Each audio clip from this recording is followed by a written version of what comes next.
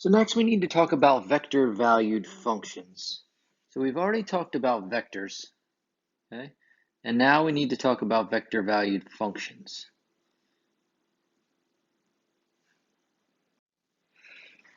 So first we need to talk a little bit about parametric equations again.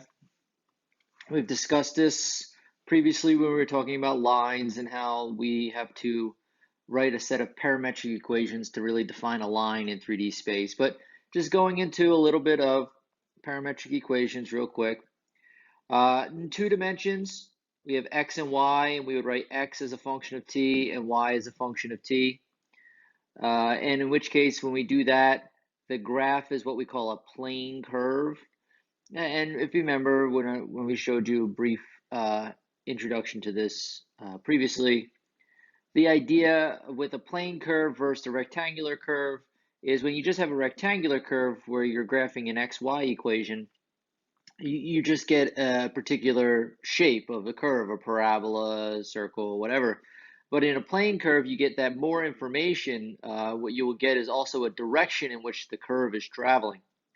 But the plane curve is just a parametric curve in 2 dimensions.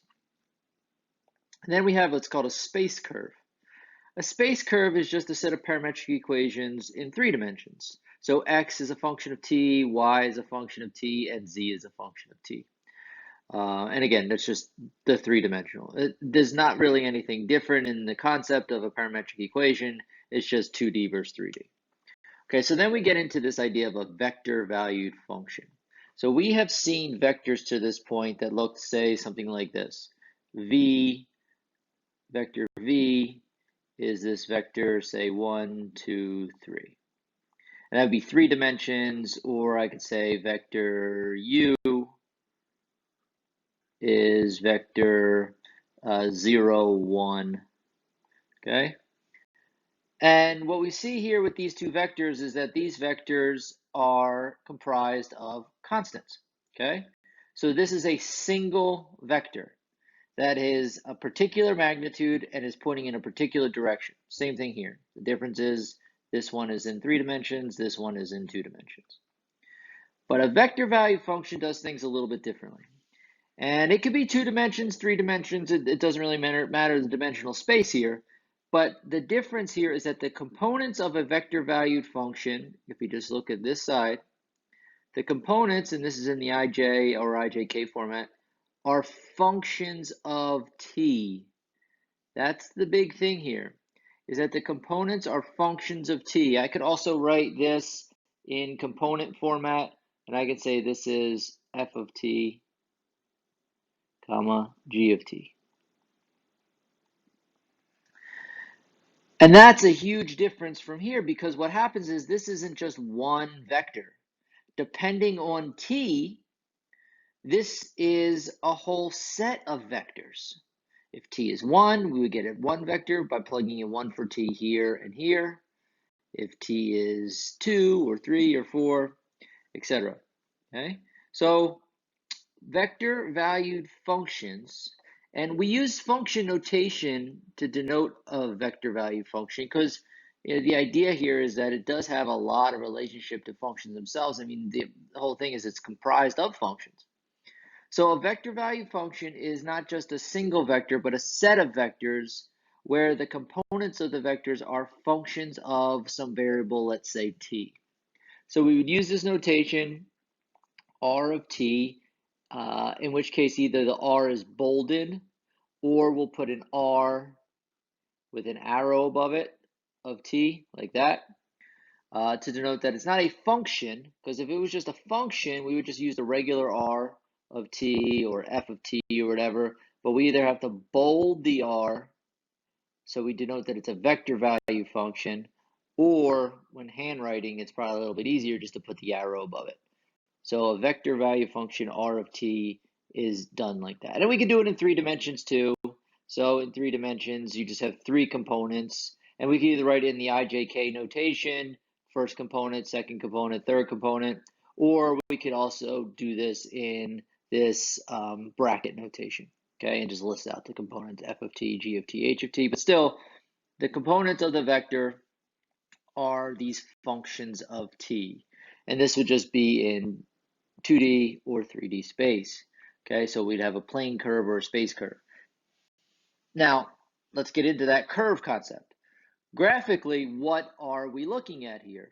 Okay, I know I said it looks like it's a set of vectors, but graphically, we're actually not looking at a set of vectors. We're actually going to be looking at curves. This is how we're going to define curves in 3D space. So we saw that to define a line in 3D space, we need this parametrization. And a curve is very much like a line, except it's just not straight, right? It twists and turns, but geometrically, they are very closely related. So graphically, what these are going to give me are curves, or I mean lines or curves in 3D space or 2D space, actually, depending on whether we have a 2D vector value function or a 3D vector value function. So let's look at that real quick. So if I had a vector value function, say r of t, okay, and it was made up of, these separate components, say f of t, g of t, let me go down this way, h of t, these are my components. And I plugged a particular t in, let's say t sub 0. So I plug a particular t in here, here, and here. I would get a very specific vector. And that vector would have a magnitude, and that vector would have a direction of a single vector. So if we place that vector at the origin, and we graph that vector at the origin, let's say we get this vector right here, okay? And that vector points to this point right here. Then I'm going to do it again. I'm going to plug another t value in, let's say t sub 1. And I'll plug that t sub 1 in here, here, and here. I'm going to get another very specific vector. Let's set that one also at the origin and graph it out. So that's going to point to this point.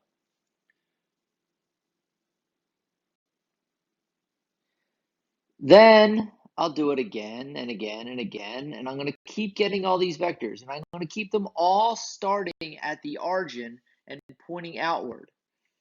The points that they point to are going to trace out a curve, okay? And the curve that I'm essentially creating here from the tips of each one of these vectors, I'm going to get this vector valued functions curve. So in this case, a curve in 3D space. We could also do the same equivalent thing happening in 2D space. So we can think of these vector value functions very similar to real functions. It's a function whose domain is a set of real numbers, okay, and whose range is the set of vectors. So when we think about this concept of a function, and you've seen this all the way back in pre-calc, well, a function takes from this set to this set, okay, that's your function notation. For a vector valued function, the idea is this is your domain and this is your range. In a vector valued function, the domain is a set of real numbers, but the range is going to be a set of vectors, f of t, g of t. And that's a very different concept. That the output of your function is not another real number. In real functions, the output would just be another real number. You plug 2 in, you get 5 out. Plug 7 in, you get 10 out, whatever. But here, you're going to plug 1 in, and a vector is going to come out of this thing. You're going to plug 2 in, and a vector is going to come out of it. So that's a very different concept here. This is a very different kind of function that we have not seen up to this point. So, but they are very similar to these real valued functions, okay? We look at the components of each one of these vectors, and each one of these components is a real valued function, so that behaves the same way that you're used to seeing real value functions behave, okay? And so again, that these vector value functions, they serve two roles, okay, in representing a curve. By letting the parameter t be time, we can think of the vectors sort of rotating in motion, right? And so if we had an animation of this playing here, okay, you would see this vector turn into this vector, turn into this vector, turn into this vector, and you would see this curve being created and moving in this direction as we went over time, if you let t represent time, let's say. And it also allows us to sort of trace out these graphs using the terminal points of each one of these vectors. Okay? So the terminal point of these vectors gives us, and just something to remember, okay? When we have a vector that starts at the origin, if I had a vector, say 1, 2, 3, if I let that vector start at the origin, the terminal point of that vector, that point right there, if this was vector 1, 2, 3, the terminal point would be point 1, 2, 3. So vector 1, 2, 3 points to point 1, 2, 3 if we started at the origin. So that's something to keep in mind as we move through this. So this animation really gives you an idea of what's happening here with these vector valued functions. So you see the red vector that's moving. It would be all the vectors that are being created through the vector value function when you plug in different t values, 0, 1, 2, 3, 4, 5. I mean, it doesn't have to be whole numbers or even positive numbers. It's any real number. But you would create these vectors by plugging specific t values into the vector function. Then each one of those vectors would point to a point. That's what the blue dot's representing, the point for which each vector is pointing to. Then those points would then trace out a curve, which you now see in orange. So what you really get here is the true idea of vector value functions and the motion that's involved in vector valued functions. So that's the concept of really parametric equations as well, is you get a motion, you get a direction in which things are going, but this really gives you a further idea of what's happening with these vector value functions. So set of vectors pointing to particular points, tracing out particular curves. And when it comes to parametrization just in general, we can really get some fairly complicated curves using parametrizations, especially these vector value functions, because we have multiple functions that are describing a single curve. So the curves that you can create through parametrizations, 2D or 3D, are far more complicated, or can get far more complicated than the simple curves that you could create using just rectangular coordinates. You know, x, y equations, x, y, z equations wouldn't even give you curves, it would give you surfaces. But nonetheless, you know, this can get you some really complicated things. But the idea of this animation is to really get you the true motion of a vector value function. Now that we have a basic understanding of what a vector value function is, the next step is to start off working with these vector value functions. So with any function, probably one of the most primary things we need to discuss is the concept of domain. So domain are all the values that you can plug into the function that will give you an output, in this case the output being a vector. Now, vector value functions are comprised of several functions. So to make sense of this concept of domain, we have to relate back to the idea of real value function domain. And so if we looked at a real value function, let's say just one of these components, like, I don't know, the log of 1 minus t, or t cubed minus 3t plus 2, or even the square root of t plus 4. If I just looked at one of those functions and I said, what is the domain of that function? At this point in your math career, that should be not a problem to do. But now what we have is a function r of t that's comprised of 3 of these functions. So how do we describe the domain of the vector value function? Well, the domain of the vector value function is the intersection of the domains of all 3 of these functions. So what t value is in the domain of this function, and this function simultaneously? That will be the domain of the vector value function. So if we look at each one individually, let's look at the log of 1 minus t. So one thing you should know is the concept of domains of logarithms, right? So if I was to take the log of, say, 0, I couldn't do it, right? 0 is not in the domain of a logarithm. If I tried to take the log of a negative, couldn't do it. The only thing you can evaluate the log of is a positive value. So that tells me that this has to be a positive value. So 1 minus t has to be greater than 0, in which case 1 has to be greater than t. So that's the domain for the logarithm. Okay. Now if we look at this t cubed minus 3t plus 2, and I look at the domain of that, well, it's a polynomial. So we should all know that polynomials domain is the set of all real numbers. So t can be anywhere from negative infinity up to positive infinity. And finally, the square root of t plus 4. Again, we should know when it comes to square roots how we deal with domain.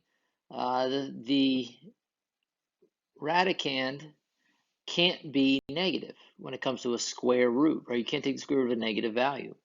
So what we want to do is we want to have t plus 4 be greater than or equal to 0, in which case t would have to be greater than or equal to negative 4. So now we have this is the domain, this is the domain, and this is the domain of the separate functions. So then what we need to do is we need to find the intersection of these three domains. What t values are in all three simultaneously?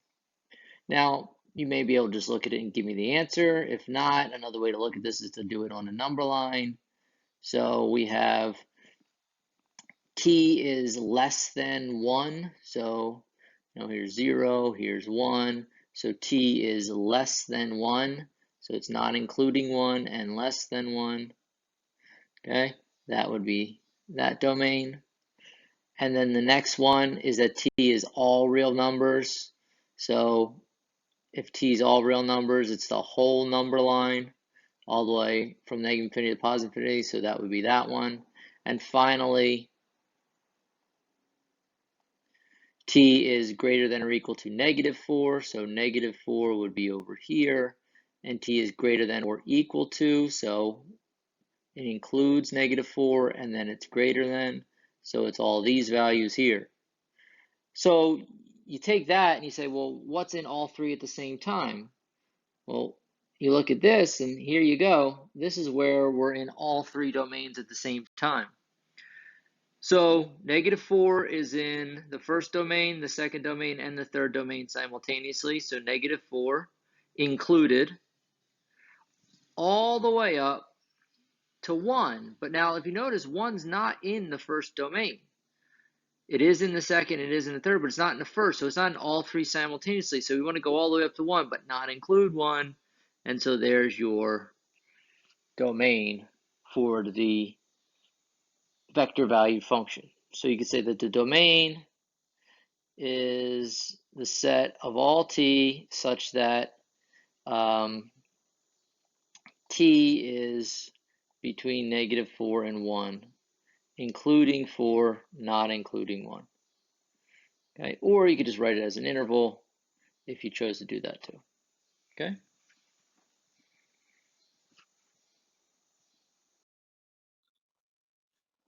Okay, once we get through the concept of domain, the next step is to understand what kind of curve are we getting out of each of these vector value functions. And that sometimes is easier said than done. But if we looked at some fairly basic ones, we should be able to describe what's happening with the graph. So here's the first one. First, let's do this in reverse. Let's state the domain first, and then we'll describe the graph. So if you look at each component function, so we have 3t minus 2. This is the second component function. This is the third component function. So if we look at each component function, 3t minus 2, 4 plus 5t, 6 minus 7t, they're all polynomial functions, linear polynomial functions, in which case the domain for each of them should be all real numbers, all real numbers, all real numbers. So the intersection of this is that the domain is all reals. All right, so that's easy. So that means any t I plug in, I'll be able to get a vector out of it. So now, graphically, what are we looking at? Well, we're looking at a component of three functions, but if you look at what each of the three functions looks like, this takes us back to something we talked about back in the lines and planes lesson. And so in the lines and planes lesson, we talked about the parametric equations, x equals x1 plus at, y equals y1 plus bt, z equals z1 plus ct. And this was the set of parametric equations. And then when I talked about briefly, and I said this will come up again when we talked about what we're doing now, vector value functions, I said another way we could do this is with this function x1 plus at, comma, y1 plus bt, z1 plus ct. We can look at it as a vector valued function to trace out the curve being the line, where each of the components is one of those parametric equations. And so if I was going to describe this and noticing what we have, we could say this is a line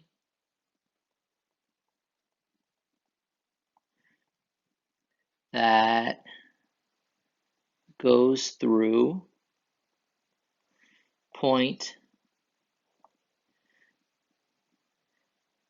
-2, 4, 6, and is parallel to the vector 3, 5, -7. And again, I'm just taking the x1, y1, z1 from here, and then the a, b, c, and from the coefficients with t as my vector. So because we've already talked about this, it's very easy to describe what's happening with this vector valued function. Here's another one. Notice that the component functions sine t and cosine t should have domains that you know already, in which case all real numbers, all real numbers. So then the domain for something like this should be the set of all real numbers, okay? All right, that means any t I plug in, I'll be able to get a vector out of it. So then, what is this? Now, if you're not quite sure, like the last one, we talked about why you should start to recognize what that was. But if you're not quite sure, what you can do is you can start graphing, okay? So if I was to start graphing this thing, what I could do is, since it's in 2 dimensions, that makes it even easier, is I can set up a little table. I plug in a t, and I could figure out what r of t would be. So if I plug in, say, 0 for t, r of t would be sine of 0, which is 0, and cosine of 0, which is 1. If I plugged in, say, pi halves, I would get sine of pi halves, which is 1, and cosine of pi halves, which is 0. And I could keep doing this, okay? And what you're going to see is that these are vectors, right? These are not points. These are vectors. But remember, these vectors point to the points 0, 1 and the point 1, 0. Because we're starting these vectors at the origin. So then if I was going to graph this thing, when t equals 0, I'm at 0, 1, which is right here. So the vector 0, 1 is pointing to the point 0, 1. And then if I go to pi halves as my next t value, I'm going to be pointing to the point 1, 0. And that's because the vector 1, 0 points to the point 1, 0. So when my t was 0, I was here. When my t was pi halves, I was here. So I had to go from here to here. And there's a bunch of t's in between. I mean, you can go from 0 to pi halves, and there's infinitely many different t's in between. But what's going to happen is you're going to see this happen. And then you continue that pattern around. What you're going to see is you're going to end up with the unit circle going in this orientation based off of t moving forward. So if I was going to say, what is the graph? We say this is a unit circle oriented clockwise. And think about that should make sense in that if you think about the definition of the unit circle, the definition of the unit circle is that x equals cosine theta and y equals sine theta. I would say, sorry, not the definition of the unit circle, but the definition of the unit circle in terms of radians, and how we evaluate radians within the unit circle. And all I did here was in the first component, which you can think of almost as the x component, I put in sine theta, and the y component I put in cosine, I reversed them. Well, by reversing those, what I basically did is I took the orientation and made it go clockwise. So if I gave you this function, r of t equals cosine t sine t, it would still give me the unit circle. It would just change the orientation to counterclockwise, which is the traditional way we look at angles, right? We look at positive angles going counterclockwise around the circle. And here we have one last one. If you notice, the first two pieces are exactly what we just talked about. And then we have a third component because now we're in 3D space. That third component, though, is just t. So if you think about what's happening in the xy direction, the first and second component, the direction, what's happening is we're talking about a unit circle, and that unit circle is going around counterclockwise because of those two pieces. But if you put in a z component to this thing, we're moving counterclockwise around. So here's the x, here's the y. So we move from the x to the y like this. But as we move in this direction, what's happening is the third component, which makes it go up and down along the z-axis, is t. So as t increases, that increases. So what's going to happen is this is going to turn around the circle and move up at the same time, essentially creating this helix in a counterclockwise fashion. So I'm circular in the x and y, but raising it vertically in the z. We skipped domain, but the domain for all of these is all real numbers, so it's all real numbers. But if I was to describe this, I would say a helix in counterclockwise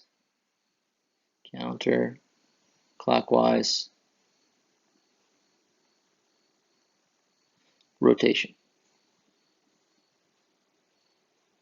Okay?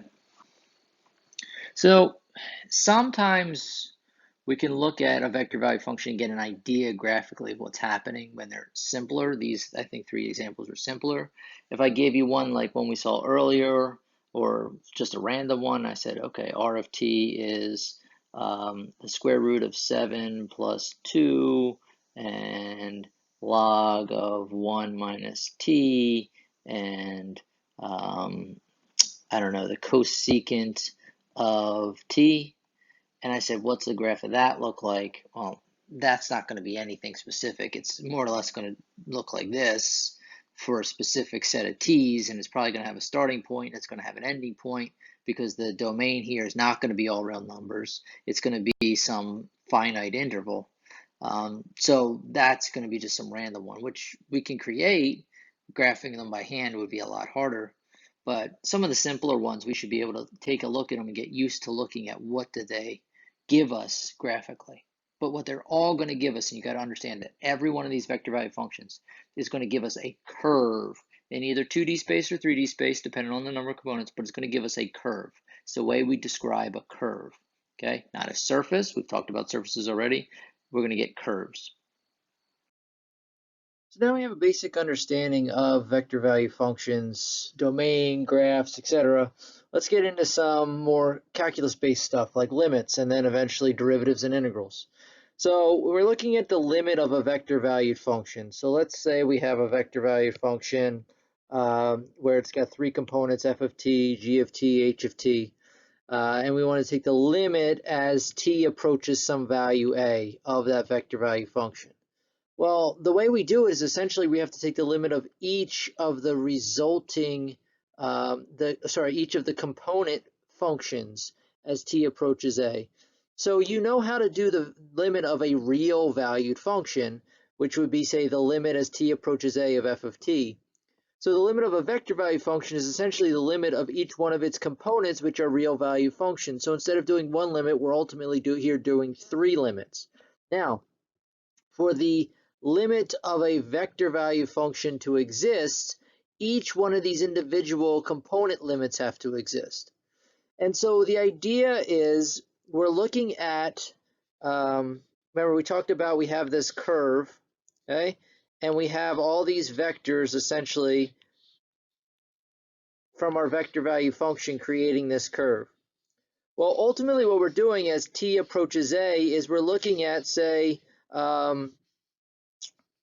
these vectors here, this vector, this vector, this vector, is where t is moving, right? So this would be t equals 0, this may be t equals 1, this will be for t equals 2.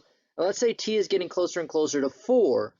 So as t is approaching 4 for r of t, what we're doing is we're looking at these vectors essentially getting closer and closer to wherever this vector might be. And whether that vector exists or doesn't exist, essentially we're moving along the curve here and we're trying to figure out what vector are we getting closer and closer to, which is then getting closer and closer to this point. So the limit of a vector value function is essentially saying which vector are we approaching as we get closer and closer to a particular t value. And we do that by taking the limit of the component functions. So if we look at this vector here, r of t, okay, and we want to take the limit as t goes to 0 of r of t, ultimately what we're doing here is we have to do the limit as t approaches 0 of 1 plus t cubed. We have to do the limit as t approaches 0 of t e to the negative t, and we have to do the limit as t approaches 0 of sine t over t. And each one of these limits has to exist for this entire limit of this function to exist. If just one of these doesn't exist, then the whole thing is done. The limit of the vector value function doesn't exist. So looking at this, the limit as t approaches 0 of 1 plus t cubed, that's easy. That's going to give us 1 plus 0 cubed. Because it's a polynomial, we just plug t equals 0 in, and we're just going to get 1. So you're using all the things you learned in Calc 1 and even some of Calc 2 if we have to get into, say, L'Hopital's rule or something like that. And ultimately what it is all about, remember, is if t can just be plugged in, then the limit value is the same as the function value and we're done. But sometimes you can't do that. So look at this next one. If t was 0, this would be 0, this would be 0. Well, e to the 0 would be 0, or sorry, would be 1, so we get 0 times 1. Which is fine. You could do 0 times 1 and you get 0. So that limit's done. The problem really is this limit here. When t goes to 0, I can't plug 0 in for t down here because you can't have 0 in the denominator. Ultimately, if you plugged it in the top too, you would get that this thing is going to 0 over 0. Right away, if you remember, that's indeterminate, which doesn't mean it doesn't exist. It's indeterminate. It means it could be anything. This is also one of the special trig limits you learned in Calc 1. In Calc 1, you prove this limit using the squeeze theorem or the sandwich theorem, but it's much easier to do L'Hopital's rule. So if we do L'Hopital's rule, we're going to do the limit as t approaches 0 of the derivative of sine t, which is going to be cosine t, and the derivative of t, which is 1. And L'Hopital's rule says if this is indeterminate, then that limit should equal this limit. Well, this limit we can do because if we let t equal 0, we get 1 over 1, which is 1. So ultimately, the limit as t approaches 0 of r of t is going to be the vector 1, 0, 1. So the vector value function as t approaches 0 is approaching this vector, which ultimately, on the curve, we're getting closer and closer and closer to the point 1, 0, 1. Okay? Remember, this vector here will point to this point. So doing the limit of a vector value function really is not that complex. It's ultimately a series of 2 or 3 or 4 limits depending on how many component functions you have. And as long as all of those limits exist, then the limit of the vector value function exists. If just one of these didn't exist, then the whole thing wouldn't exist. Okay.